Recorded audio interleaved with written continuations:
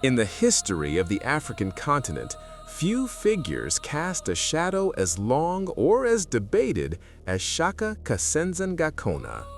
Often called the Black Napoleon, he is remembered as a military genius who transformed a small, insignificant clan into the mighty Zulu Empire.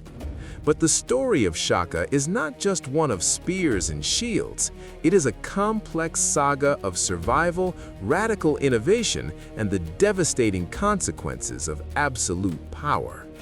To understand the man, we must first understand the world that forged him, a world on the brink of massive change. Long before Shaka rose to power, the region of southeastern Africa was already undergoing significant transformation. Contrary to the myth that this was a chaotic, savage land waiting for a conqueror, society was actually highly organized. Most people lived in decentralized homesteads, relying on herding and agriculture. However, by the late 1700s, the environment began to dictate a new reality. The introduction of American maize, corn, had led to a population boom, and as the population grew, so did the competition for grazing land and water. Simultaneously, trade with the Portuguese at Delagoa Bay, modern-day Maputo, for ivory and other goods intensified competition among local chieftains. This pressure forced smaller clans to amalgamate into larger states for protection. By the early 1800s, two dominant powers had emerged north of the Thukela River, the Ndwandwe, led by the fierce King Zwide, and the Mtethwa, a looser confederation led by the paramount chief Dingiswayo. It was a time when survival depended on alignment. Smaller clans had to choose sides or risk annihilation. In this volatile landscape, the Zulu were merely a minor clan, paying tribute to larger powers. But within this small clan, a boy was born who would eventually rewrite the rules of engagement. Shaka was born around 1787, the son of the Zulu chief Zenzangakona and a woman named Nandi. His birth was considered illegitimate by many, a violation of custom. Because of this, Shaka's childhood was marked by humiliation and exile. He and his mother were driven away, forced to wander and seek refuge among different clans. This early life of torment forged a will of iron in the young Shaka. Eventually, they found sanctuary with the Mtethwa, the powerful paramountcy ruled by Dingiswayo. It was here, as a young man conscripted into Dingiswayo's army, that Shaka found his calling. He was tall, powerful, and possessed an intense military mind. Dingiswayo recognized this potential and placed Shaka in command of a regiment. Shaka served the Mtethwa loyally, but the political landscape shifted violently in 1818. The Ndwandwe king, Zwide, ambushed and killed Dingiswayo, throwing the Mtethwa Confederacy into chaos. Around this same time, Shaka's father died. With the military backing of the Mtethwa, Shaka marched on the Zulu clan. He assassinated his half-brother, who had briefly taken the throne, and declared himself chief. But Shaka was not content with leading a small vassal state. With Dingiswayo dead, Shaka stepped into the power vacuum, absorbing the remnants of the Mtethwa and preparing for a showdown with the terrifying Zwide.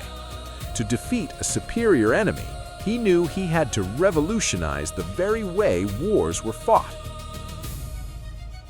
Shaka is often credited with a total overhaul of traditional African warfare.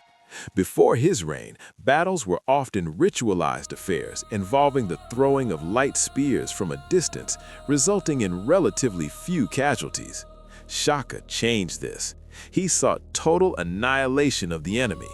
Central to this revolution was the weapon known as the Iklwa. This was a short, broad-bladed stabbing spear named for the sucking sound it made when pulled from a human body. It forced his warriors to get up close and personal with the enemy. To complement this, he introduced a larger, heavier cowhide shield, which could be used to hook an enemy's shield aside, exposing their ribs to a fatal thrust. Shaka reorganized the army into amabuto, or age-grade regiments. While age regiments existed in Nguni society before Shaka, he transformed them into a permanent military machine. He housed these men in military settlements, feeding them beef to build their strength and banning them from marrying until they had proven themselves in battle. Discipline was absolute. Legends say he forced his men to discard their sandals and run barefoot over thorns to toughen their feet, executing anyone who complained, though some modern historians argue this specific detail may be an exaggeration. However, there is no doubt about his tactical genius. He perfected the horns of the buffalo formation. In this tactic, experienced warriors formed the chest to pin the enemy in place, while younger, faster warriors formed the horns to encircle the flanks. A reserve force, the loins, waited behind to crush any escapees.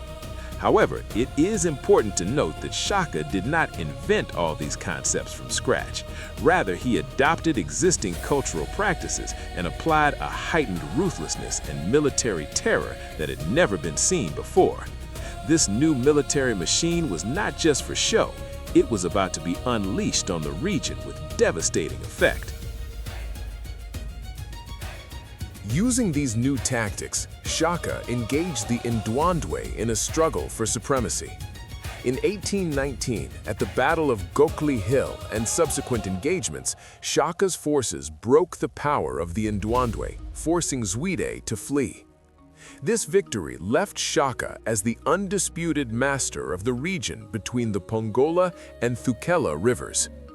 This period of conflict and expansion is traditionally known as the Mfecane, or the crushing. It describes a domino effect of violence. As Shaka expanded, defeated tribes fled, attacking other neighbors to secure new lands for themselves. Famous leaders emerged from this chaos. Mzilikazi, a former general of Shaka, fled north to the Highveld, establishing the Ndebele kingdom and dominating the Tswana and Soto peoples there. Soshangane fled north into modern-day Mozambique, creating the Gaza Empire. In the mountains, the astute leader Moshweshu gathered refugees to form the Basoto nation, using mountain strongholds like Tababoshu to defend against the waves of aggression. However, historians have debated the true causes of this upheaval. While Shaka's aggression was a major factor, it was not the only one. The Cobbing hypothesis suggests that European colonial expansion, specifically slave raiding from Delagoa Bay and labor demands from the Cape Colony, also played a significant role in destabilizing the region. Regardless of the primary cause, the result was a consolidation of power. By the mid-1820s, the Zulu kingdom was a centralized, militarized state that controlled a vast territory. But as the kingdom grew, the king's behavior began to darken. For all his military might, Shaka's undoing came from within.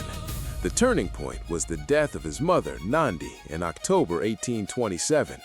Shaka's grief spiraled into madness. He ordered a year of mourning, during which no crops could be planted and no milk could be consumed, a death sentence for an agricultural society. He even ordered cows to be slaughtered so that calves would know the pain of losing a mother. Thousands of his own people were executed for not grieving sufficiently.